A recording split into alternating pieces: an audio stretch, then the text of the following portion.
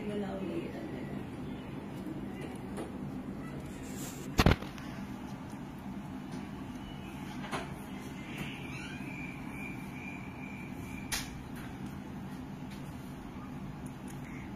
আলাইকুম এভরিওয়ান, সবাই কেমন আছেন? আমার কথা শোনা যাচ্ছে? আমাকে ঠিক মতো দেখা যাচ্ছে? বলবেন তো। আপনাদের গালি খাওয়ার জন্য আমি খুব তাড়াতাড়ি চলে আসছি। নামাজটা শেষ করে 7টা বাজে, বাস আমি চলে আসছি।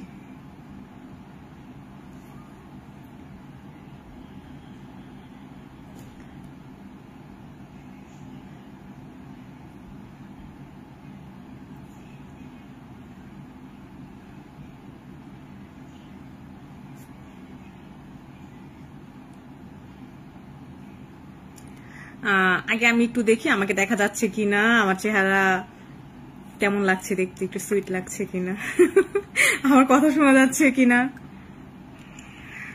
আগে আমি একটু দেখি আমাকে দেখা যাচ্ছে কিনা, আমার চেহারা। আচ্ছা ঠিক আছে, আমাকে দেখা যাচ্ছে। আমি খুব বেশি সময় নিব না, আমি 2-2.5 ঘন্টা লাইভ করব না, বা 1-1.5 ঘন্টারও করব না। আমি খুব অল্প সময়ে সিম্পল কথাতে আমার লাইভটা শেষ করব। আমি নিজের প্রসঙ্গে একটুখানি বলি। আমার নাম লাকি আক্তার, আমি জিনিয়াস শেফ কালিনারি একাডেমির পেজের ওনার। আর ওই পেজটা আমার আজকে 12 বছর যাবত। পুরোপুরি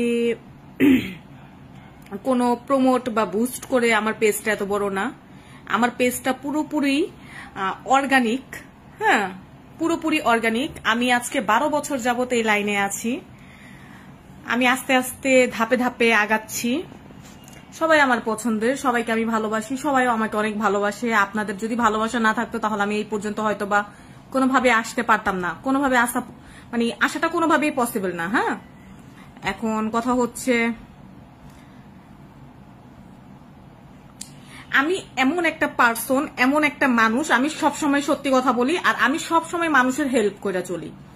এটা যারা আমার কাছে কোর্স করেছেন, যারা আমাকে পার্সোনালি প্রফেশনালি চিনেন, তারা অবশ্যই ভালো করে জানেন আমি কেমন।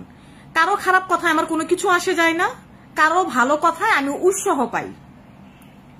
ঠিক আছে, আমি আবারও বলছি, কেউ যদি আমাকে বিশ্রী কোনো কমেন্ট করেন, আই ডোন্ট কেয়ার, আমার কিচ্ছু আসে যায় না। কেউ যদি আমাকে একটা ভালো কমেন্ট করেন, তাহলে আপনার ভালো কমেন্ট আমি সারা জীবন মনে রাখবো। আপনার ভালো কমেন্ট আমাকে আরো বেশি ভালো করে ভিতর থেকে। আমি আজকে আসছি সেরা রাঁধুনি নিয়ে। আমার পেজে, আমার মেসেঞ্জারে আমাকে সেরা রাঁধুনি নিয়ে মানে এত কোশ্চেন করতেছে, সবাই এত কথা জিজ্ঞেস করতেছে, আমি বিরক্ত হয়ে আজকে লাইভে আসছি। আমি কিন্তু লাইভ এখন থেকে করি না, আমি অনেক আগে থেকে লাইভ করি। আমার পেজে আমি প্রায় সপ্তাহে একটা করে লাইভ ক্লাস নেই। তারপরে আমি অনেক চ্যানেলের সাথে কাজ করেছি, এটিএন বাংলা বলেন, আই চ্যানেল বলেন, বাংলা ভিশন বলেন, এইরকম আমি অনেক চ্যানেলের সাথে কাজ করেছি। তো আমার সামান্য একটা লাইভ করে সেলিব্রিটি হওয়ার কোনো দরকার নেই। আমি অলরেডি আপনাদের সবার চোখে সেলিব্রিটি, আমি আমার নিজের চোখেও সেলিব্রিটি। তো এই সামান্য একটা লাইভ করে আমার সেলিব্রিটি হওয়ার তো কোনো দরকার নেই। তো সেরা রাঁধুনি নিয়ে বলি। সেরা রাঁধুনিতে আমি 1424 অংশগ্রহণ করেছিলাম। তখন আমি ডাইরেক্ট অ্যাপ্রন পেয়েছিলাম। আমি তখন যে কাচ্চি বিরিয়ানিটা নিয়ে গিয়েছিলাম, সেম কাচ্চি বিরিয়ানি আমি এইবারও সিজন 8-এ নিয়ে গিয়েছি সেরা রাঁধুনিতে। তো তখন আমি ডাইরেক্ট অ্যাপ্রন পেয়েছিলাম। আসার পথে আমার পায়ের উপর থেকে একটা সিএনজি উঠে গিয়েছিল। হ্যাঁ, এরপরে আমি আর যেতে পারি নাই, অডিশন রাউন্ডগুলোতে আমি আর যেতে পারিনি। তো আমি বাসায় চলে আসছি। আমি তখন ওদেরকে ফোন দিয়ে বলেছিলাম যে আমি যেতে পারবো না, আমার বদলে অন্য কাউকে নিয়ে নেন, কারণ আমার পায়ের উপর থেকে একটা গাড়ি উঠে গিয়েছে। তো এত বছর ধরে আমি কাজ করছি, দেখেন আমি কিন্তু ওই যে 1424-এ ডাইরেক্ট অ্যাপ্রন পেয়েছি। এরপরে গিয়ে আমি সিজন 8-এ গিয়ে যখন আবার অডিশন দিলাম, আমি সেম কাচ্চি বিরিয়ানি নিয়ে গিয়েছি। পুরান ঢাকায় আমার এই কাচ্চি বিরিয়ানি 1 পোর্শন 480 টাকায় সেল হয়। তাহলে বুঝেন আমি কাচ্চি বিরিয়ানিটা কত রিচ করে রান্না করি। আমি ডাইরেক্ট অ্যাপ্রন পেয়েছি সিজন 8-এ। অ্যাপ্রন পাওয়ার পরে অনেক খুশি। আমার জার্নিটা ওইখান থেকেই শুরু। যখন আমি ডাইরেক্ট অ্যাপ্রন পেলাম, অ্যাপ্রন পাওয়ার পরে আমরা যখন 8-10 জন বসেছিলাম, তখন ওখানে একজন দাদা ছিল, ওনার নাম ছিল মেবি টুটেম। আমি সেরা রাঁধুনির মঞ্চ থেকে যে চলে আসছি এই পর্যন্ত আমার 2-1 পার্টিসিপেন্ট ছাড়া কারোর সাথে ভালো মন্দ কোনো প্রকার কথাবার্তা হয়নি। বিশ্বাস করবেন কিনা জানি না, আমি আমার যে এপিসোডগুলি আছে 1-2টা এপিসোড ছাড়া আমি কোনো এপিসোড এখন পর্যন্ত ভালো করে দেখিও নি, টাইম নাই। আমি ধাপে ধাপে আগাচ্ছি। এরপরে যখন আমাদেরকে একটা ওয়েটিং জোনে বসালো, তখন আমাদেরকে বারবার বলছিল টুটেম দাদা যে ওখানে যাবেন, ওখানে গেলে আপনাদেরকে অনেক পরিশ্রম করতে হবে, 12-13 ঘন্টা শুটিং হবে, কখনো দেখা গেছে দুপুরে খেতে পারবেন, কখনো খেতে পারবেন না। এখনো সময় আছে যে আপনি ডিসিশন নেন যে যাবেন কি যাবেন না, ঠিক আছে? তো বলতো যে এখনো সময় আছে, আপনি ডিসিশন নেন যাবেন কি যাবেন না। তো আমরা সব কিছু শুনে বুঝে তারপরে অ্যাকসেপ্ট করেছি যে আমরা যাব। তো আমাদের যেদিন হলো সেদিন 3 জন না জানি 4 জন নিয়েছিল। নেওয়ার পরে আমরা নেক্সট রাউন্ডে গেলাম, যেটা নাকি আমাদের ওই যে গাজীপুরে ছিল। ওখানে যাওয়ার পরে আমাদেরকে সুন্দর একটা, সবাইকে একজনকে মানে এক রুমে 3 জন করে আমরা থাকতাম, বেডে 2 জন, ফ্লোরে 1 জন। ফ্লোরের বিছানাটাও অনেক সুন্দর। হ্যাঁ, আমরা যে 3 জন রুমমেট ছিলাম, আমি, নাশিতা, মাইমুনা আপু, তো আমাদের 3 জনের মধ্যে খুব আন্ডারস্ট্যান্ডিং ভালো ছিল। আমরা অনেক হ্যাপি ছিলাম রুমমেটদেরকে নিয়ে। আমি নাশিতা কখনো নিচে ঘুমাতাম, মাইমুনা আপু উপরে ঘুমাতো, আবার মাইমুনা আপু নিচে ঘুমাতো, আমি নাশিতা উপরে ঘুমাতাম। আমাদের সবার মধ্যে একটা ভালো আন্ডারস্ট্যান্ডিং ছিল, ঠিক আছে? ওইখানে প্রথম কিছুদিন আমরা শিখলাম একটা প্রোগ্রামে সবকিছু আগের থেকে রুলস অনুযায়ী সাজানো থাকে। আমি অনেক প্রোগ্রামে অংশগ্রহণ করেছি, ডিপ্লোমা মিষ্টির লড়াই, মার্কস ডেজার্ট কুইন, রানী গুড়া মশলার, এই টাইপের আমি অনেক রিয়েলিটি শোতে অংশগ্রহণ করেছি। ওরা কি হয়, সিলেক্ট হওয়ার পরে একটা পেপার দিয়ে দেয় যে আমরা, ওরা কি করবে, আমরা কোনো কিছুতে না করতে পারবো না। হ্যাঁ, তো এরকম একটা পেপার দিয়ে দেয়। বাট রাঁধুনিতে এরকম কোনো ইয়া ছিল না। হ্যাঁ, কোনো ওই যে পেপার সাইন করতে হবে এই টাইপের কোনো কিছু ছিল না রাঁধুনিতে। বাট অন্য প্রোগ্রামে যখন আমি অ্যাটেন্ড করেছি তখন ছিল। এরপরে হলো গিয়ে আমরা 10 দিন ক্লাস করলাম, ওইখানের মেন্টরদের কাছে ক্লাস করলাম। মেন্টররা আমাদেরকে ফিউশন ফুডের প্রতি একটু বেশি আগ্রহ দেখাতে বলল। তো তাদের প্রোগ্রাম যেভাবে সাজানো হয়েছে সেটাই তারা আমাদেরকে শিখতে পেরেছি। হ্যাঁ, শেফ শাহিন ছিল ওখানে, আমাদেরকে খুব সুন্দর অনেক ফ্রেঞ্চ ডেজার্ট শিখালো, একটা ব্রাউনি টাইপের ফ্রেঞ্চ ডেজার্ট শিখালো, অনেকই মজা, অনেক সুন্দর করে শিখাইছে। তারপরে লুবনা ছিল, লুবনা আপুও খুব সুন্দর করে শিখিয়েছে আমাদেরকে, অনেক সুন্দর সুন্দর আইটেমগুলো শিখিয়েছে। দেন মেন্টর যারা ছিল, 5 জন মেন্টর ছিল, ওদেরকে যেভাবে গাইড করেছে ওরা কিন্তু আমাদেরকে সেভাবে জিনিসটা শিখিয়েছে। আচ্ছা, এর আগে একটু বলি, এর আগে হচ্ছে গিয়ে আমাদের যে 48 জন মেবি এরকম ছিল, আমার ঠিক মনেও নাই, কারণ আমি না রাঁধুনি থেকে যেদিন আসছি এর পরের দিন থেকেই আমি লাচ্ছা সেমাইয়ের অর্ডার নিয়ে এত পরিমাণ ব্যস্ত হয়ে পড়ছি যে আমার কোনো কিছু ওদিকে দেখার সময় ছিল না। তো আমার ওদিকে কিছু দেখার সময় ছিল না। আমাদের 24 ঘন্টায় একটা শুটিং হয়েছে, হওয়ার পরে ওদিকে ওই দিন কি দিবে আমাদেরকে আমরা জানি না। আমাদের প্রথম এপিসোড যেটা, সেটা ওই দিন আমাদেরকে কি দিবে আমরা কেউ জানি না। ওই দিন আমাদেরকে কি দিবে, পরে অনেক অপেক্ষার পর দেখলাম আমাদেরকে একটা নারিকেল দিল। নারিকেল আমাদের হচ্ছে গিয়ে ওখানে এমন একটা ইনগ্রেডিয়েন্টস যেটাকে আমরা যাই বানাই না কেন এটাকে ইউজ করতে হবে। আচ্ছা, আমি কারো কমেন্ট নিচ্ছি না, আমি জাস্ট আমার মনের কথাগুলো বলে যাচ্ছি, যেটা সত্যি আমি সেটা বলছি। এই কোরবানি ঈদকে মাথায় রেখে, কোরবানি ঈদের সময়, এটা তো একটা খুব আমাদের মুসলমানদের জন্য খুব ভালো একটা দিন। এই 3টা দিন তো আমাদের খুবই ইবাদতের একটা দিন, তাই না? তো আমরা কি করলাম, নারিকেলটা আমাদেরকে দেওয়ার পরে ওনারা আমাদেরকে 2 ঘন্টার মতো টাইম দিয়েছে। হ্যাঁ, আমরা খাবার খেতে গেলাম, খাবার খেয়ে আসলাম, আসার পর ওই ততটুক সময়ে কিন্তু সবাই চিন্তা ভাবনা করে ফেলেছে নারিকেল দিয়ে কি কি করা যায়।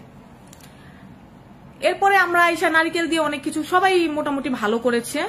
যারা ভালো করেছে সেই 20 জনই টিকছে, যারা একটু মানে মোটামুটির থেকে একটু কম ভালো করেছে তারা আউট হয়ে গিয়েছে।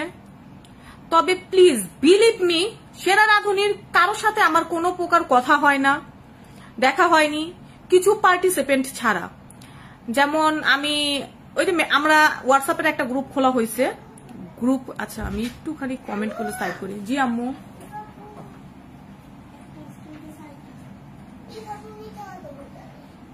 আচ্ছা ঠিক আছে, আমি এখন কারো কথা শুনতে চাই না প্লিজ।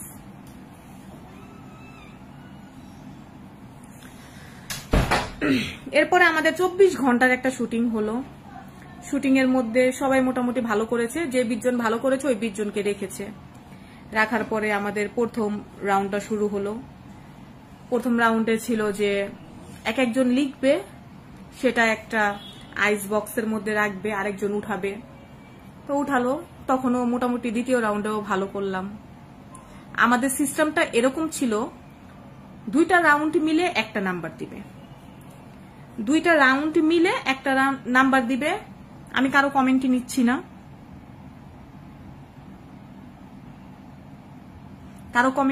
আমি কারো কমেন্ট দেখতেছিও না। 2টা রাউন্ড মিলে একটা নাম্বার দেয়। হ্যাঁ, যেমন আজকে একটা রান্না করেছি, কালকে একটা রান্না করেছি, যদি একদিন খারাপ করি আর একদিন ভালো করার চান্স আছে। তো এরকম ছিল নাম্বারটা। এখন আমি আমার দিক দিয়ে বলবো, আমি জানি না সাইমা আপু আমার লাইভে আসে কিনা, বাট সাইমা আপুকে আমি বলবো আমার লাইভে এসে কমেন্ট করতে। এখন আমি এখানে আমারটা ক্লিয়ার করতে আসছি।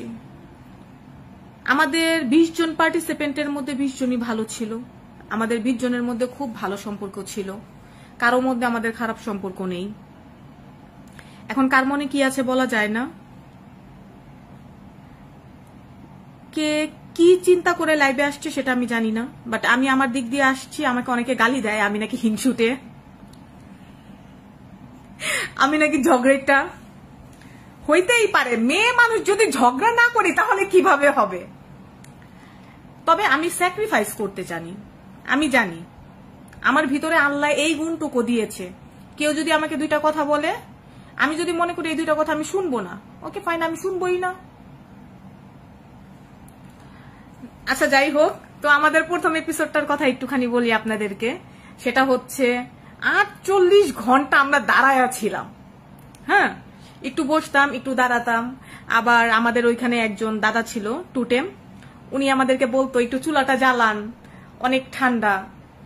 এখন শুটিং এর সময় এটা স্বাভাবিক, আমরা যখন কোনো চ্যানেলে শুটিং করতে যাই তখন তারা আমাদেরকে বলে যে আপু আপনি যেভাবে লুকে থাকবেন, যেভাবে মেকআপ নিবেন, যেভাবে আপনি জুয়েলারি, শাড়ি, কসমেটিক ইউজ করবেন, আপনি ওই রাউন্ডে সেম জিনিসটাই আপনাকে করতে হবে, আপনি চেঞ্জ করতে পারবেন না।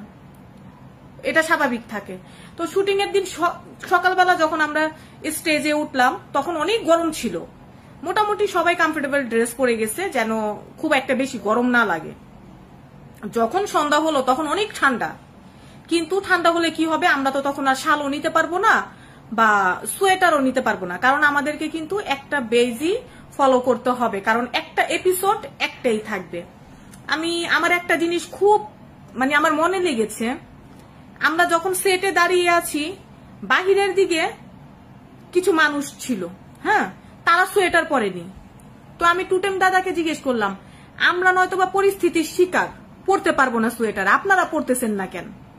বলে আপনারা সোয়েটার পরেননি, আপনারা হচ্ছেন আমাদের পার্টিসিপেন্ট, আর আপনাদের সামনে আমরা সোয়েটার পরে দাঁড়িয়ে থাকবো? আমাদের কি আল্লাহ বিবেক বলতে কিছু দেয়নি? আমার কাছে খুব এই কথাটা আমার মানে খুবই আন্তরিক লেগেছে যে আমরা সোয়েটার পরিনি বলে তারাও সোয়েটার পরেনি, দাঁড়িয়ে আছে। আমরা ঠান্ডা ফিল করতেছি বলে তারাও কিন্তু ওই যে কম্বল মুড়া দেওয়া ছিল না, দাঁড়িয়েছিল, এভাবেই দাঁড়িয়েছিল। এরপরে হচ্ছে গিয়ে আমাদের ওই এপিসোডটা শেষ হলো। আমরা 10 দিনের একটা ক্লাস করলাম, মেন্টরদের কাছে পেলাম। মেন্টররা যতটুকু পারে, তাদের ভিতরে যতটুকু প্রতিভা আছে তারা আমাদেরকে দেওয়ার চেষ্টা করেছে।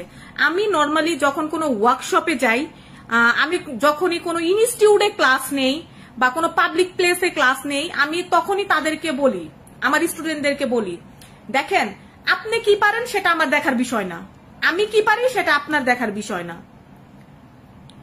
এখন আমি শিখাচ্ছি আমার রেসিপি রাইট, আমারটা যদি আপনার মন চায় শিখবেন, না মন চাইলে নাই। আমি এটা সব সময় বলি। এখন মেন্টর আমাদেরকে ফিউশন ফুডের প্রতি বেশি একটুখানি দিতে বলেছে, হ্যাঁ, জ্ঞান দিতে বলেছে। তো আমরা মেন্টরদের কথা শুনেছি, মেন্টররা হয়তো বা রাগে বাগে আমাদের সাথে আবার অনেক সময় বলতো যে একটু ভালো করে শিখেন, ভালো করে লিখেন। তারপরে দেখা গিয়েছে যে মেন্টররা আমাদেরকে খুবই বোঝানোর চেষ্টা করেছে। আমি 13-14 পর্যন্ত যতটুকু ছিলাম, আমি মেন্টরদের বাজে কোনো কথা বা বাজে কোনো কিছু আমি কানে পাইনি বা আমার চোখে লাগেনি। এখন সবাই যদি আমাকে মেসেজ দিয়ে বলেন যে আপনি এটা বলেন, এটা করেন, সেটা করেন, যেটা সত্যি আমি সেটাই তো বলবো। হ্যাঁ, এরপরে 13-14 কথা, এই যে সবাই যে বলেন ঝগড়াইটা মহিলা, হ্যাঁ, ঝগড়াইটা মহিলা, কাইজা খুন্নি, এইটা সেইটা, হ্যান ত্যান, আগ্রাম বাগ্রাম, কত কিছু বলে আমাকে মেসেঞ্জারে আইসা, কমেন্টে আইসা। এখন আমি আমার 13 কাহিনীটা বলি। যেদিন আমাদের এই বাংলা খাবারের এপিসোডটা ছিল, আগের গুলো বাদ, আগের গুলো তো আমি আর কোনো কিছু রং কিছু দেখি নাই কা, আমার বলে কোনো লাভ নেই কা। আর আমাদের ওখানে রাঁধুনির স্টেজে আমাদের সবকিছুর খুব সুন্দর খেয়াল রাখা হতো। আমরা দুপুরে কি খাবো, আমরা রাতে কি খাবো, আমরা সন্ধ্যায় কি খাবো, সকালের নাস্তায় কি খাবো, সবকিছুর খেয়াল রাখা হতো। হ্যাঁ, সকালে অনেক সকালে আমাদেরকে উঠতে হতো। সকালের নাস্তাটা কেউ নিতে চাইতো, আবার কেউ নিতে চাইতো না। হ্যাঁ, কিন্তু রাঁধুনির যারা আছে তারা সবসময় চাইতো আমরা যেন সবগুলো খাবার সময় মতো নেই, কারণ আমরা স্টেজে দাঁড়িয়ে কাজ করবো। আমরা যদি অসুস্থ হয়ে যাই, আমাদের ফ্যামিলি থেকে তারা আমাদেরকে নিয়ে গেছে একটা কথা বলে যে দেখার দায়িত্ব এখন আমাদের। আমরা যদি অসুস্থ হয়ে যাই, আমাদের ফ্যামিলিদেরকে এই ইয়াটা কে দিবে, হ্যাঁ, কৈফিয়তটা কে দিবে, এই চিন্তা করতো। আবার চিন্তা করতো সেটের মধ্যে যদি মনে করেন বাই চান্স আমি অজ্ঞান হয়ে পড়ে গেলাম, আমার জন্য বাকি 19 জনের কষ্ট হয়ে যাবে। 19 জন কিন্তু দাঁড়িয়ে থাকবে, আমি ঠিক না হওয়া পর্যন্ত কিন্তু তারা কোনো কাজ করতে পারছে না। জিনিসটা কিন্তু এই রকম। তো সবার কথা চিন্তা করে অনেকে বললো যে আমরা সকালের নাস্তাটা নিব না। তো ওকে ফাইন, রাঁধুনি থেকে বলল যে নিয়েন না। এরপরে আমরা যখন রাঁধুনির ক্যাম্পিং এ যাচ্ছি, আসাদুজ্জামান পিন্টু ভাই যে আছে, সে কিন্তু আমাদেরকে নেওয়ার সময় বলে দিছে যে আপু বাসার থেকে কেউ আসতে পারবে না, দেন আপনি যে কয়দিন আমাদের ইয়াতে আপনি আছেন, হ্যাঁ ইয়াতে আছেন, তো আপনি যেতে পারবেন না বাসায়, ঠিক আছে। আর এইগুলি কিন্তু আমাদেরকে বলেই নিয়ে গেছে আগে থেকে, এমন না যে ওখানে নতুন করে গিয়ে বলছে। আমরা রাঁধুনির মঞ্চ থেকে বের হতে পারবো না, তারপরে আমরা ওখান থেকে বাসায় আসতে পারবো না, তবে আমরা ফোনে কথা বলতে পারবো, এরকম ছিল। তারপরেও আমি যখনই আসাদ ভাইকে ফোন দিছি যে আসাদ ভাই আমার বাসায় এই প্রবলেমটা হয়েছে, আমাকে এখন যেতে হবে, ওনারা নিজস্ব গাড়ি দিয়ে আমাদেরকে পাঠাতো। আবার পরের দিন ফোন দিয়ে বলতো আপু গাড়ি পাঠাবো। আমরা যদি বলতাম যে না ভাই গাড়ি পাঠানোর দরকার নেই, আমি নিজে থেকেই আসতেছি, তখন তারা গাড়ি আর কোনোটা পাঠাতো না। তারপরে মনে করেন এরকম উনাদের কিন্তু কথা ছিল যে উনারা আমাদেরকে নিয়ে যাবে কিন্তু আসতে দিবে না। হ্যাঁ, বাট আমরা কি করছি, আমি একটু ফোনটা এখানে রাখি, বাট আমরা কি করেছি, আমরা ওখানে যাওয়ার পরে পুরোপুরি স্বাধীনতা পেয়েছি। এখন রাতে বের হওয়া নিষেধ ছিল ওখানে, কারণ ওখানে অনেক শিয়াল আছে। হ্যাঁ, ওখানে অনেক শিয়াল আছে, তো উনারা আমাদের পুরোপুরি খেয়াল রাখতো, বলতো যে রাতে ওখানে কেউ বাহিরে ঘুরবেন না, এটা আমাদের সেফটির জন্য, আমাদের ভালোর জন্য বলতো। ওখানে একটা ছেলে ছিল ফাহিম করে নাম, আলহামদুলিল্লাহ ছেলেটার বয়স কেমন হবে 23-24 বছর বয়স হবে, বাট আমাদের যে খেয়াল রেখেছে, আমাদের বাবা মারা যেমন সন্তানের খেয়াল রাখে, ওই ছেলেটা সেম করে আমাদের খেয়াল রেখেছে। তো 13-14 কথা একটুখানি বলি। যেদিন আমাকে ওই যে নওশিন মুবাশিরা এরকম একটা মেয়ে আমাকে দেওয়া হয়েছিল, হঠাৎ করে নিশাত আঞ্জুম ওর ব্ল্যাক স্কাপের পাওয়ারটা ইউজ করলো, আমার পার্টনার ও নিয়ে গেল, ওর পার্টনার আমি নিলাম। এখন কথা হচ্ছে আমার পার্টনার কলার মোছা দিয়ে কিছু বানাইতে পারে না, আর আমি তো পারি না। আমি একদম পুরাই আন্ডা। এরপরে দেখা গেছে ও কলার ফুল দিয়েও কিছু বানাতে পারে না সাইমা আপু, আমিও পারি না। তো সাইমা আপুকে আমি প্ল্যানটা বললাম, সাইমা আপু আমরা এভাবে এভাবে করি। আচ্ছা ঠিক আছে করো। তো সাইমা আপুর সাথে আমার কথা হয়েছে প্ল্যান এ প্ল্যান বি, যে আমরা কলাটাকে এভাবে এভাবে কাটবো, কলার ফুলটাকে ইয়াটাকে। সাইমা আপু আবার বললো আমি কলার ফুল একবার দেখেছিলাম বাসায় রান্না করতে, আমি ওইভাবেই করি। ঠিক আছে তুমি কলার ফুল করো। তো কালারফুল সাইমা আপু অনেক এফোর্ট দিছে। আর আমি জানি না সাইমা আপুর মানে আমার সাথে সাইমা আপুর সাথে খুব ভালো সম্পর্ক, এটা মিথ্যা কথা বলে লাভ নেই। বাট হয়তো বা আমি বেশি অস্থির হয়ে গিয়েছিলাম সেদিন। সাইমা আপু এমন হইতে পারে যে আমার জন্য উনি বাদ পড়েছে, উনার জন্য আমি বাদ পড়িনি। এই যে অনেকে আমাকে না মেসেঞ্জারে বলেন, কমেন্টে গিয়ে বলেন যে সাইমা যদি ওই দিন ঠিকঠাক মতো কিছু করতো আপনি হয়তো বা থেকে যেতেন। না ভাই, আমি যদি ঠিকঠাক মতো কিছু করতাম তাহলে সেদিন সাইমা থেকে যেত। হ্যাঁ, তো সাইমা আপুকে আমি বলছিলাম যে কলাটাকে আমরা কেটে সিদ্ধ করে এটাকে বেসনের মধ্যে মানে মিক্স করব, মিক্স করে ভাজবো, এটা একটা চিপসের মতো হবে। যেহেতু আমরা কলার মোছা কখনো রান্না করিনি, তো এটা যখন করলাম তখন দেখলাম যে বেসনটা ওটার মধ্যে মিশতেছে না।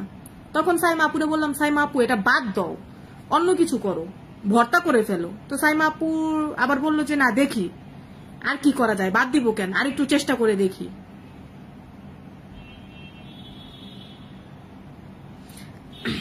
এবার কে ফার্স্ট হয়েছে, কে থার্ড হয়েছে, কে লাস্ট হয়েছে আমি কিছু জানি না, বলতেছি আস্তে আস্তে আসি। তো ওই দিন আবার আমাদের নাম্বারটা খুব কম আসছে, আমাদের ভালো হয়নি। আমি আবার বাগেরা শুটকির ভর্তা করেছি। চাপা শুটকি অনেক সময় পেটটা তিতা বের হয়, হ্যাঁ পুঁটি মাছের শুটকি যেটা আছে সেটা। সেই দিন আমাদের সাথে সেম জিনিসটা হয়েছে, শুটকি মাছের পেট তিতা। এটা হচ্ছে আমাদের কপাল। শুটকির ভর্তা বাসায় করলে সবাই হাত চেটে ভাত খায়, সেখানে আমাদের শুটকি মাছের ভর্তা তিতা হয়ে গেছে। তো সেই দিন সেজুতি আপু কুমু ছিল 18 পয়েন্ট আর আমি সাইমা আপু ছিলাম 18.4। এখন যদি আমি একটা কথা বলবো, যে অনেকে বলে না 9-6 করে বাদ দেওয়া হয়, আমার মনে হয় সেদিনই কুমুকে আর সেজুতি আপুকে বাদ দিয়ে দেওয়া হতো। আর যদি এখানে 9-6 করে রাখা হতো তাহলে আমি লাকি ফার্স্ট হতাম। কিভাবে ফার্স্ট হতাম জানেন? আমি হচ্ছে গিয়ে শুভ মৈত্রর সাথে আজকের থেকে 7-8 বছর আগে কাজ করেছি। সে আমাকে খুব ভালো করে চিনে, ভালো করে জানে। উনি ইন্ডিয়া থেকে শেফ নিয়ে আসছে, ওই শেফের সাথে আমি নিজে কাজ করেছি লাইভ শেরাটনে। ওনার সাথে আমি প্রায় কয়দিন, 3 দিন না জানি 4 দিনের মতো ওনার সাথে আমি কাজ করেছি। যদি এরকম করে রাখা হতো তাহলে ওই দিন ওনারা আমাকে রেখে দিত, আমাকে যেতেই দিত না। আমি এই রাধুনির প্রোগ্রামে কোনো 9-6 পাইনি। দেখেন আমাদের দেশে, আমাদের বাংলাদেশে কিন্তু খুব একটা বেশি এইরকম বড় মানের শো হয় না। রূপচাঁদা হয়তো এই আমাদের মতো মানুষের কারণে রূপচাঁদা কিন্তু অলরেডি বন্ধ হয়ে গেছে, হচ্ছে না। এখন একমাত্র সেরা রাধুনিটাই হচ্ছে। আমাদের দেশের গর্ব এটা, আমাদের বাংলাদেশের গর্ব। আপনারা জানেন অনেক দেশে আমাদের সেরা রাধুনিটাকে খুব মন দিয়ে দেখে। এটা একটা ফ্যামিলি অনুষ্ঠান, হ্যাঁ খুব মন দিয়ে দেখে। আমরা যদি এমন করি তাহলে আমার তো মনে হয় না নেক্সট ইয়ার সেরা রাধুনি আর আসবে। উনাদের কি লাভ, উনাদের কি লাভ আমাদেরকে হাইলাইট করে? এই যেমন অনেকে আমাকে কমেন্ট করতেছেন যে সেলিব্রিটি হওয়ার জন্য আসছি। কে ভাই, আমি সেলিব্রিটি হওয়ার জন্য আসুন, আমি অলরেডি সেলিব্রিটি। আমি এই পর্যন্ত 50টা চ্যানেলের সাথে কাজ করছি, অনেক পত্রিকায় আমার রেসিপি যায় আসে, আমার নিজস্ব একটা পেজ আছে, এগুলি দিয়ে কি আমার পেট চলে? তাহলে সেলিব্রিটি হওয়ার কি আছে?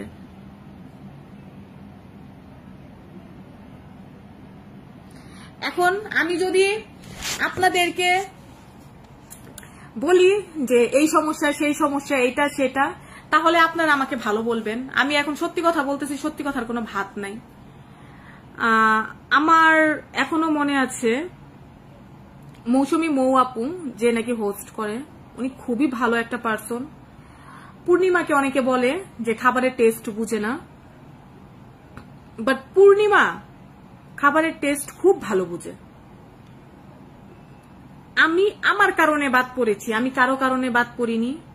আমাকে কোনো 9-6 করে বাদ দেওয়া হয়নি। ঠিক আছে, আপনাদের কমেন্টে আচ্ছা, একটা মানুষের লাইভ দেখে পুরা সেরা রাধুনির বদনাম বাঙালি পরে কাদা ছোড়াছুড়ি করতেছে। হ্যাঁ, আমরা তো বাঙালি, আমাদের কাজই হচ্ছে কাদা ছোড়াছুড়ি করা। আমরা ভালো জিনিস কখনো দেখতে পারি না। সেরা রাধুনির মহামঞ্চে আমি কখনো দেখিনি ৯-৬ হইছে, কখনো আমাদের খাবারের কষ্ট, কখনো আমাদের রুমের কষ্ট, এই টাইপের কোনো কিছুই আমরা ওখানে পাইনি। আমাদেরকে পুরোপুরি একদম ফার্স্ট ক্লাস ফ্যাসিলিটি দেওয়া হয়েছে। আর আমি এখানে কোনো বদনাম করব না।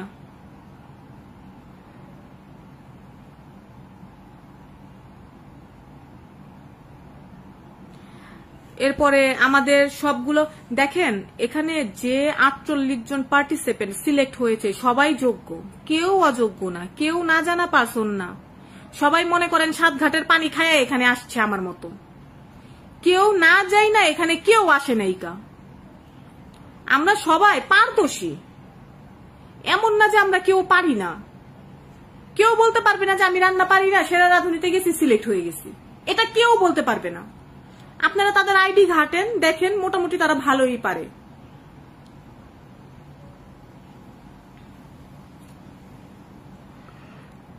সাফায়েত তো অনেক ভালো, সাফায়েত অনেক ভালো। সাফায়েত, পূর্ণিমা ম্যাম সবার ভুল ধরে না আপু, যেটা ভুল সেটাই ধরে। হ্যাঁ, যেটা ভুল সেটাই ধরে। আমাকে যাদের সেরা রাঁধুনিতে দেখে ভালো লেগেছে তাদের সবাইকে অসংখ্য ধন্যবাদ। সেরা রাঁধুনির মহামঞ্চে আমি কোনো ৯-৬ পাইনি। অন্য কোনো পার্টিসিপেন্ট পেয়েছে, তাদের লাইভ দেখে আমি লাইভে আসিনি, বা আমি সেরা রাঁধুনির কোনো গুণগান গাইতে আসিনি। সেরা রাঁধুনির যদি আমি গুণগান গাই তাহলে আমার তো কোনো লাভ নেই, আর যদি বদনামও করি তাতে আমার কোনো লোকসান নেই। আমি যেটা সত্যি সেটাই বলতেছি। আমি আমার সাথে যেটা হয়েছে আমি আপনাদেরকে সেটা বলতেছি।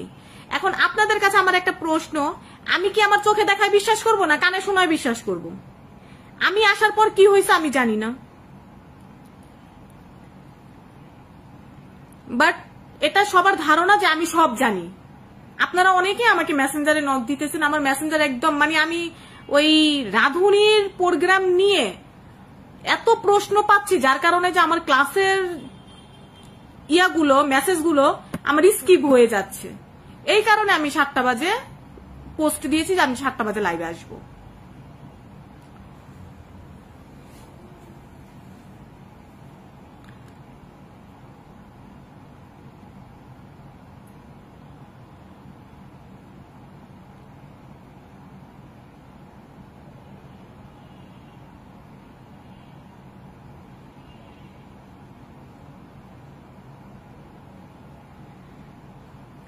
আমরা রাঁধুনিকে ছোট করে দেখছি না, রাঁধুনি আমাদের জন্য গর্বের একটা জায়গা। বিশেষ করে আমি এগুলোকে সম্মান করি, আমি ভালোবাসি আমার বাচ্চার মতো। আমি যদি কোনো রান্না করি সেটাকে আমি সাজানোর সময় চিন্তা করি যে একটা বাচ্চাকে কিভাবে সাজানো যায়, একটা রান্নার খাবারকে তার সাথে তুলনা করে আমি সাজানোর চেষ্টা করি। সেরা রাঁধুনির মহামঞ্চ আমাদের দেশের জন্য, আমাদের বাংলাদেশের জন্য সবচাইতে বেস্ট একটা প্ল্যাটফর্ম। এটা খুবই সম্মানের একটা জায়গা। আমি বলবো যে আপনারা কেউ ভুল বুঝবেন না, আপনারা উল্টাপাল্টা কমেন্ট করবেন না সেরা রাঁধুনির পেজে গিয়ে। কারণ হচ্ছে গিয়ে আসলে ভালো খারাপ মিলিয়েই তো সবকিছু, তাই না? কার সাথে কি হয়েছে সেটা আমার হচ্ছে গিয়ে চোখে দেখা বিশ্বাস করতে হবে, কানে শোনা বিশ্বাস করলে হবে না। কানে শোনা বিশ্বাস করার কোনো প্রয়োজন নেই। আমি কোনো পার্সিয়ালিটি দেখি নাই সেরা রাঁধুনিতে। আমার সাথে যতটুকু মানে হওয়া দরকার ছিল ভালো কিছু, আমি তার চাইতে বেটার পেয়েছি। আমি অনেক রিয়েলিটি শোতে অংশগ্রহণ করেছি, আমি কখনো কোথাও পার্সিয়ালিটি দেখি নাই। হেরে যাওয়া লুজারগুলি সব সময় বলে পার্সিয়ালিটি হয়। আমরা অনেক কাজে ব্যস্ত। আমি যখন সেরা রাঁধুনি থেকে চলে আসছি, আসার পরেই আমি সেমাইয়ের কাজ নিয়ে ব্যস্ত। আলহামদুলিল্লাহ আমি 17 লক্ষ টাকার সেমাই সেল করেছি 1 মাসে। ওখান থেকে আসার পরে আমি সেরা রাঁধুনিতে ফার্স্ট সেকেন্ড থার্ড হইলে আমার এমন কি আমি পাইতাম? হ্যাঁ, তবে আমার সম্মান বাড়তো, আমার নাম বাড়তো, আমার পরিচিতি বাড়তো। আমি সেই লোভেই ওখানে গিয়েছি। সম্মান টাকা দিয়ে কেনা যায় না, নাম পরিচিতি টাকা দিয়ে কেনা যায় না। সেই জিনিসটার জন্যই আমার ওখানে যাওয়া। তো ওখান থেকে আসার পর কি আমি বসে আছি? আমি তো কাজ করতেছি আমার মতো করে। আপনারা সবাই ব্যস্ত হয়ে পড়েন, আপনাদের কাছে খারাপ লাগবে না। আর এটা স্বাভাবিক, আপনার ফ্রেন্ড যদি আপনার থেকে কম নাম্বার পায়, যতটুকু কষ্ট না লাগবে, আপনার ফ্রেন্ড আপনার থেকে বেশি নাম্বার পেলে তার চাইতে বেশি কষ্ট লাগবে যে আমার থেকে বেশি কেন পাইলো। বুঝছেন? এটা অস্বাভাবিক কিছু না, এটা একদম পুরোপুরি স্বাভাবিক।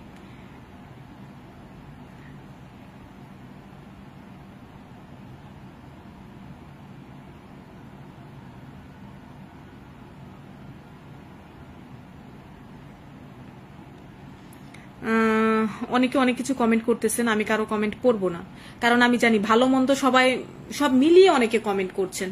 বাট মন্দ কমেন্টগুলো যদি আমার চোখে পড়ে আমার কাছে খারাপ লাগবে, যার কারণে আমি সবার কমেন্ট ধরবো না, পড়বো না। আমি আমার মতো করেই বলতেছি, যেটা যেটা সত্যি আমি সেটাই বলেছি আপনাদেরকে। আর এর একজন আপু লিখেছেন, তাহলে অন্য কেউ লাইভে এসে কি বললো সেটা আমার দেখার দরকার নাই। অন্য কেউ লাইভে এসে কি বলে ফেলছে সেটা আমার দেখার কোনো দরকার নেই। পলি সুলতানা, সবাই দালালের ফেনা, কিছু করার নাই, মানুষ শুধু নেগেটিভ কথাবার্তাই শুনতে চায় আপু। রাইট, বাট আমার সাথে যদি নেগেটিভ হইতো আমি অবশ্যই বলে দিতাম, ঠিক আছে? আমার সাথে নেগেটিভ হইলে আমি ছাড়তাম না। আমার সাথে পজিটিভ কিছু হয়েছে বইলা আমার কাছে আমার মনে হয় নাই যে অন্য কিছু আছে। আমি যখন একটা পোস্ট দিলাম, আমাকে 20 পার্টিসিপেন্টের মধ্যে একজন আপু লিখছেন মেসেঞ্জারে, পার্সোনালি মেসেঞ্জারে এসে লিখছেন, আমি তার নাম বলবো না। সে আমাকে এসে লিখছেন যে আমরা তো বাঙালি, নিজের সাথে না হলে সেটা সে বুঝে না। আমি তাকে খুব সুন্দর করে বুঝায়া বলছি যে আপু, আপনি অন্য অন্য কাজে ব্যস্ত হয়ে পড়েন, সেরা রাধুনির সব পার্টিসিপেন্টকে আপনি ব্লক দিয়ে দেন, আপনি সেরা রাধুনির কোন অনুষ্ঠান দেখেনি না, সব বাদ দিয়ে দেন। আপনি মনে করেন যে আপনি একদম আপনার মধ্যে মানে আপনি সেরা রাধুনিতে জানি নাই। বাট আমি আপনার কোনো কথা শুনতে পারবো না। কেন শুনতে পারবো না? এটা আমার মনের কথা, আমি বলতেছি আমার নিজের থেকে। শুনতে পারবো না কারণ আমি চোখে দেখায় বিশ্বাস করবো না, আপনার একটা শোনা বিশ্বাস করব। হ্যাঁ, সেরা রাধুনির মহামঞ্চে ওদের যে একটা টিম ছিল, টিম নিয়ে আমাদের কোনো প্রবলেম ছিল না, আমাদের কারো কোনো প্রবলেম ছিল না। অনেকের মুখে শুনি এটা বলছে সেটা বলছে, বাট আমি দেখি নাই চোখে। আমি যেটা দেখি নাই সেটা আমার বলে লাভ নেই। এখন আপনি মনে করেন আপনাকে 5 জন মেন্টর ক্লাস করাচ্ছে। হ্যাঁ, সেরা রাধুনির প্রোগ্রামটা এইরকম, আমরা ফ্যামিলি নিয়ে বসে দেখি, আমাদের সব ফ্যামিলিরা মিলে সেরা রাধুনি দেখে। তো 5 জন মিলে ক্লাস করাচ্ছে ওরা। এখন আমরা বসে আছি, আমাদের ড্রেসের ওন্নাটা হয়তোবা ঠিক মতো নেই। তো একজন মেন্টর আইসা বলল যে আপু, বিশেষ করে আমাকেই মনে করেন, আমাকেই বলল যে আপু দেখেন, এই অনুষ্ঠানটা আমরা ফ্যামিলি মিলে দেখি, আপনি একটু সুন্দর করে বসেন।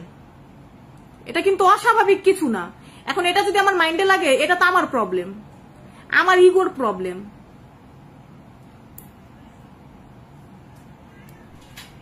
আমি আমার দিক দিয়ে খারাপ কিছু পাইনি। এখন আমি জানি লাইভটা শেষ করার পরে অনেকে আমাকে মেসেঞ্জারে এসে অনেক কিছু জিজ্ঞেস করবেন, কোনো প্রয়োজন নাই কোনো কিছু জিজ্ঞেস করার। আমি হয়তোবা লাইভটা 2 ঘন্টা 3 ঘন্টা পর ডিলেটও করে দিব। আর যারা আমাকে ঝগড়াটা বলেন, কাইজা খুন্নি বলেন, আমি পেজ লিঙ্কটা দিয়ে দিছি আমার পোস্টের উপরে, পেজে গিয়ে বলবেন, কোনো সমস্যা নাই। আপনাদের এই নেগেটিভ কমেন্টে তো আমার মান সম্মান বাড়ে, আমি কিছু মনে করি না। আমার সবচাইতে বড় মাথার তাজ হচ্ছে আমার হাজবেন্ড। আমার হাজবেন্ড আমাকে বলছে, কে কি বলছে তুমি সেটা দেখো না, তুমি সামনের দিকে এগিয়ে যাচ্ছ বলেই তো মানুষ তোমাকে বলে। আমি সেরা রাধুনিতে আসার 12 বছর আগে থেকে কাজ করি। আমি 5 স্টার বড় বড় হোটেলে কাজ করেছি, আমি 3 স্টার হোটেলে কাজ করেছি, আমি ট্রি স্ট্রিট থেকে নিয়ে মিস্টার বেকারের কিচেন পর্যন্ত কাজ করেছি। কিসের জন্য? টাকার জন্য? ঢাকা শহরে আমার 6 তলা একটা বিল্ডিং আছে নিজের। আমি টাকার জন্য কাজ করি নাই ভাই, আমি এক্সপেরিয়েন্স নেওয়ার জন্য কাজ করেছি। আমি শিখবো, আমি পুরোপুরি ভাবে শিখবো। তবে জানেন, আমি এত কিছুর মাঝে যে বাংলা খাবার পারি না আমি ভুলেই গেছি। আমার উচিত ছিল বাংলা খাবার নিয়েও কিছু শেখার। আমি তো জীবনে কলার ফুল ধরিই নাই, আমরা ঢাকায়ারা কিন্তু খাই না, যারা আপনারা ঢাকায়া যারা আছেন আপনারা বুঝবেন। আমরা কলার মোছা কোনোদিন খাইছেন? খান নাই কিন্তু। তুত যেটা যে তুত দিয়ে তিতা ফল যেটাকে বলে, ওই টক ফল, হ্যাঁ, ওইটা দিয়েও যে রেসিপি করা যায় এগুলিও তো কখনো ভাবি নাই। নিজের দোষে বাদ পড়েছি। কোন মহামঞ্চে একটা টেবিলের চেয়ারের মধ্যে বইসা কেউ 9-6 করে না, কেউ বাদ দিতে চায় না। কেউ যদি বাদ দিত ওই দিন আমি থেকে যেতাম, আমি লাকি আসতাম না। আমি কিন্তু আসার পথে একটুও মন খারাপ করিনি। আমি পারি নাই, আমি চলে আসছি। আমি যদি পারতাম চলে আসতাম তাহলে আমার মন খারাপ হইতো। আমি যেটা পারি নাই সেটার জন্য আমি চলে আসছি। অনেকে রিয়েলিটি শো গুলি দেখলেই মনে করেন কি যে এখানে পার্সিয়ালিটি হচ্ছে, আসলে তা না। হ্যাঁ, তা না। আপনি একটুখানি আয়নার সামনে দাঁড়ায় চিন্তা করেন যে আপনার প্রবলেমটা কি ছিল, আপনার ভুলগুলি আপনি নিজেই ধরতে পারবেন। সেরা রাঁধুনিতে আমার দেখা সবচাইতে বেস্ট রিয়েলিটি শো। রাঁধুনি আমাকে কি দিব? আমি যদি রাঁধুনির নাম করি, রাঁধুনি আমাকে কি দিব? রাঁধুনির মহামঞ্চকে আমি আমার মতো লাকি দিয়েছি।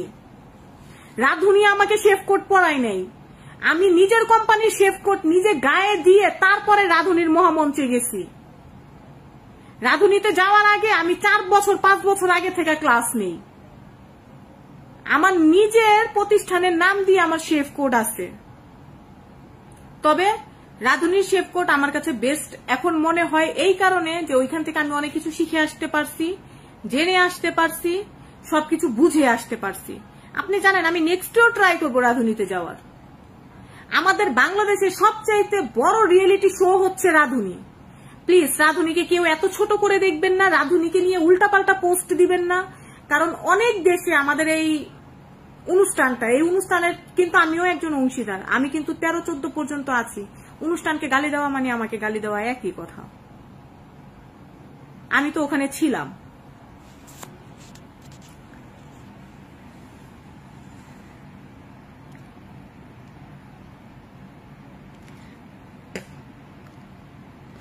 ফাহমিদা টাকা দিয়ে কিনে ফেলছে। দুনিয়ার মধ্যে এমন কেউ জন্ম হয় নাই কাজে আমাদের মতো ঢাকায় মেয়েদেরকে টাকা দিয়ে কিনবে। তুমি থাকলে কয় টাকা দিতা?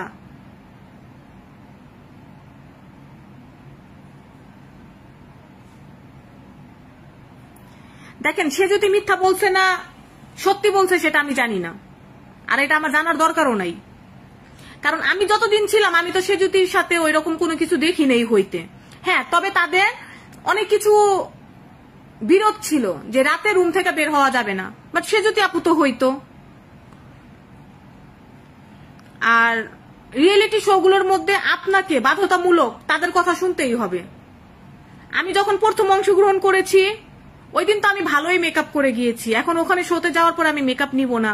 এই মেকআপ নিয়েও সেজুতি আপুর সাথে অনেক ঝামেলা হইতো। সেজুতি আপু নিবে না মেকআপ ছাড়া যাবে। আমি রান্নার অনুষ্ঠান করতে গেছি, আমি তো মেকআপ নিব না, এই টাইপের কিছু কথা হইতো। সেই জিনিসগুলি চোখে পড়েছে, সেই জিনিসগুলি দেখেছি। বাট এমন কিছু না, এমন মানে আর এছাড়া আমি এর চাইতে বেশি কিছু দেখিনি।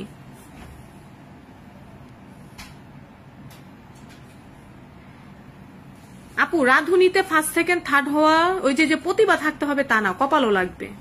হ্যাঁ, আমি এত কিছু পারি, আমি এত মানুষের ট্রেনিং দেই, আমি তো বের হয়ে চলে আইসা পড়ছি। বলেন কিসের জন্য? বাংলা খাবারের জন্য। আমি যখন আসলাম আমার শাশুড়ি আম্মা বলতেছে, এই তুমি কি কোনোদিন কলার ফুল খাও নাই, কলার মোছা খাও নাই? আমি বললাম যে আম্মু আপনি কি কোনোদিন রান্না করে খাওয়াইছেন? বলে হ, এটাও তো সত্যি কথা, কত বছর আগে জানি রাঁধছিলাম, আমিও ভুলে গেছি। আমি নিজেই তো সেই জিনিসগুলো নিয়ে বাদ পড়ছি।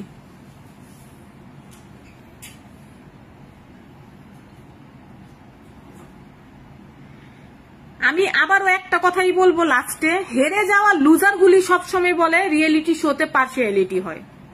আপনি পারেন নাই, সেটা আপনার ব্যর্থতা। আপনি কোনো রিয়েলিটি শোকে ছোট করে দেখবেন না please.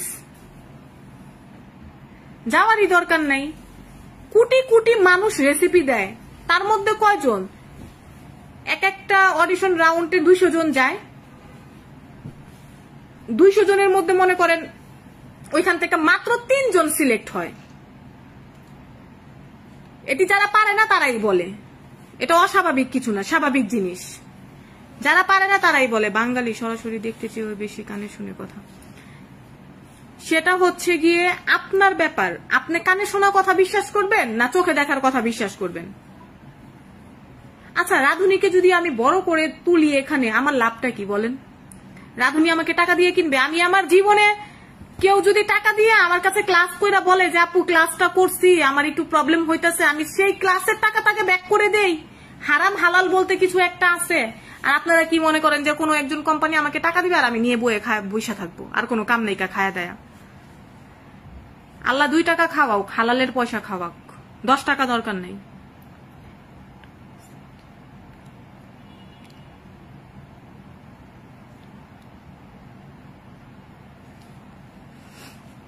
Rafiq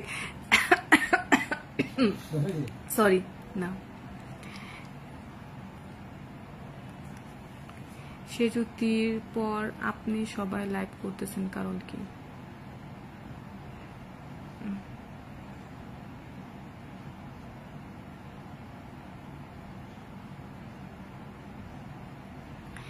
Jazeera cake house, হ্যাঁ, সব মেন্টরদের আইডি দেখেছি, কে কে ওড়না পরে আছে সব।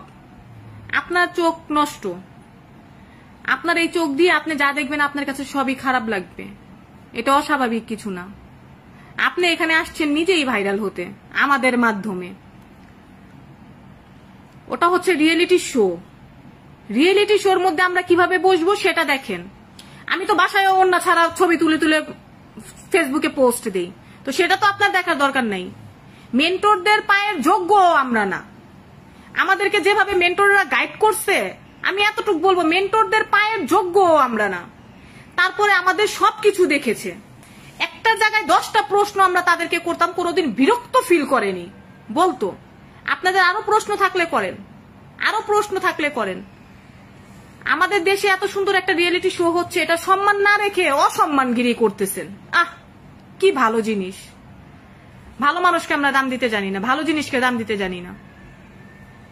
এতই যদি প্রবলেম হয় রাধুনীকে নিয়ে, আমার যেহেতু অনেক প্রবলেম ছিল রাধুনীকে নিয়ে, তাহলে আমি কেন স্কিপ করলাম না? আমি কেন যুদ্ধ করতে যাব? আমি স্কিপ করে চলে আসতাম। রাধুনীতে আমিও আছি, রাধুনীতে বাজে কিছু বলা মানে আমাকে বাজে কিছু বলা একই কথা। তো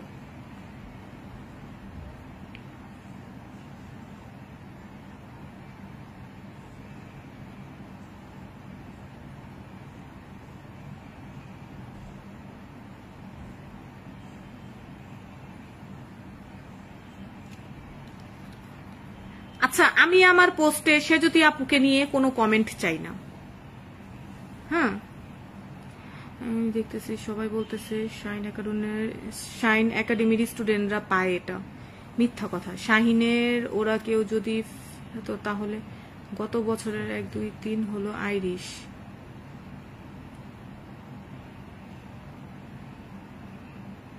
আচ্ছা, শাইন একাডেমিতে কে কে আছে সেটা আমরা জানি না, বা বিশেষ করে আমি জানি না। হ্যাঁ, কারণ আমি তো অনেক বছর আগে কোর্স করেছি, কোর্স করে আমি সাথে সাথে ইন্টার্নশিপ ডিপ্লোমায় ঢুকে গিয়েছি, হোটেল রেস্টুরেন্টের কাজে ঢুকে গিয়েছি, নিজেকে ওখানে ব্যস্ত রেখেছি, সেটা আমি জানি না।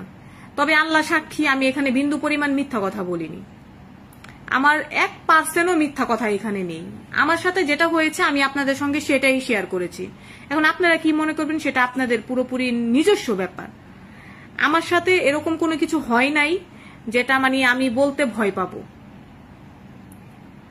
আমি মেন্টর গাইডলাইন ভালো পেয়েছি, তারপরে জাজেসদের গাইডলাইন আমি ভালো পেয়েছি। রাইমা সুলতানা রিতা তো অনেক ভালো একটা মানুষ, অনেক ভালো মনের একটা মানুষ, আর আমি সত্যি মন থেকে মানে রাইমা সুলতানা রিতা ম্যামের কৃতজ্ঞ। উনি খুব সুন্দর করে আমাদেরকে ক্লাস নিয়েছে। আমার আজকে লাইভে আসার একটাই কারণ, আমাকে কেউ মেসেঞ্জারে নক দিয়ে উল্টাপাল্টা কথা বললেন না। সাইমা আপুর সাথে আমার রিলেশন খুব ভালো, আমাদের সম্পর্ক অনেক সুন্দর। শুধু শুধু এই যে আইসাদের সাইমা আপু নাম নিয়ে আমাকে কমেন্ট করেন, এর কারণে কি সাইমার সাথে আমার সাথে সম্পর্ক খারাপ হয়ে যাবে? অবশ্যই হবে না। সাইমার সাথে আমাদের সম্পর্ক সবারই অনেক ভালো। আমার কথা যদি কেউ মনে কষ্ট পেয়ে থাকেন তাহলে মন থেকে সরি, আর কিছু করার নেই।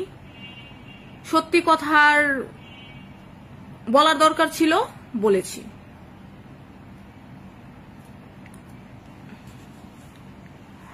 আর সবাই ভালো থাকবেন।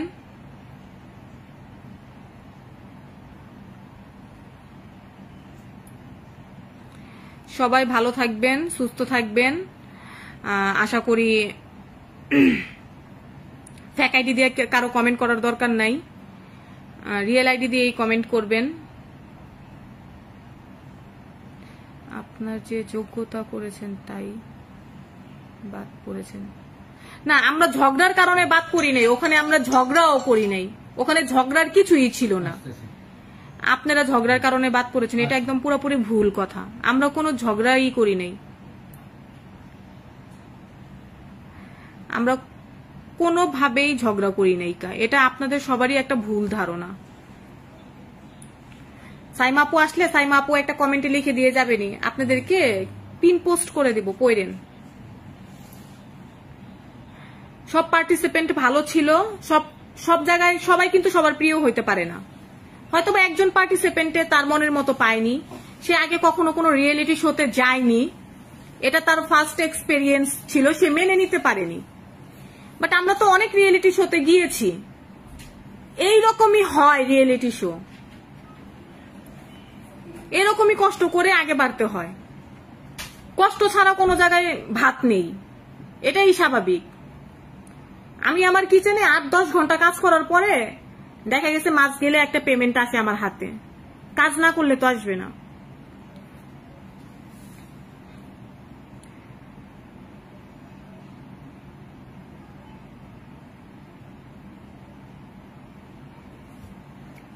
যারা যারা আপনারা কখনো কোনো রিয়েলিটি শোতে যান নাই কখনো, তাদেরকে আমি কখনো বুঝাতেও পারবো না যে মেকআপ নিতেই হবে। এই যে আমি ক্যামেরার সামনে আপনার সামনে আসছি, আমি কি মেকআপ ছাড়া আসছি? আমি তো একটু সোনু লাগাই আসছি রে ভাই, বুঝেন না কেন? টিভিতে যখন আপনাকে দেখাবে আপনার তো একটু মেকআপ নিতে হবে, এটা তো অস্বাভাবিক কিছু না। আর আপনি মেকআপ না নিতে চাওয়া এটা অন্যায়ের কিছু না। আপনি তো জানেন, আপনি তো প্রথম দিন যখন গেছেন তখন মেকআপ করেই গেছেন। আমি প্রথম দিন যখন গিয়েছি তখন তো আমি মেকআপ করেই গিয়েছি, তো আমি শেষের দিন মেকআপ কেন করব না? ওখানে যাওয়ার পরে কেন এরকম যে আমি মেকআপ নিব না? ওরা আমাদেরকে বলছে আপনারা যদি নিজের হাতে মেকআপ করতে চান নিজের হাতে করেন, বা আমাদের মেকআপ ম্যান আছে তাদেরকে দিয়ে যদি মেকআপ নিতে চান তাদেরকে দিয়েও মেকআপ নিতে পারেন। তারা সুন্দর করে আমাদেরকে হেয়ার স্টাইল করে দিত। আর আমাদের যাদের চুল বড়, আবার দেখা গেছে যে অনেকের চুল ছোট, তাদেরকে এক্সট্রা একটা খোপা দিত, বলতো যে খোপাটা লাগায়া ফেলেন যেন চুলটা খুলে না যায়। এখন আমি খাবার রান্না করব, ওইখানে যদি আমি চুল খুলে যায় তাহলে তো এটা একটা প্রবলেম না? আমাকে সব দিক চিন্তা করে হ্যাঁ না বলতে হবে। আমি আমার মন মতো সেখানে চলতে পারবো না, কারণ ওখানে 20টা মেয়ে আছে, 20 জনের মেন্টালিটি 20 রকমের।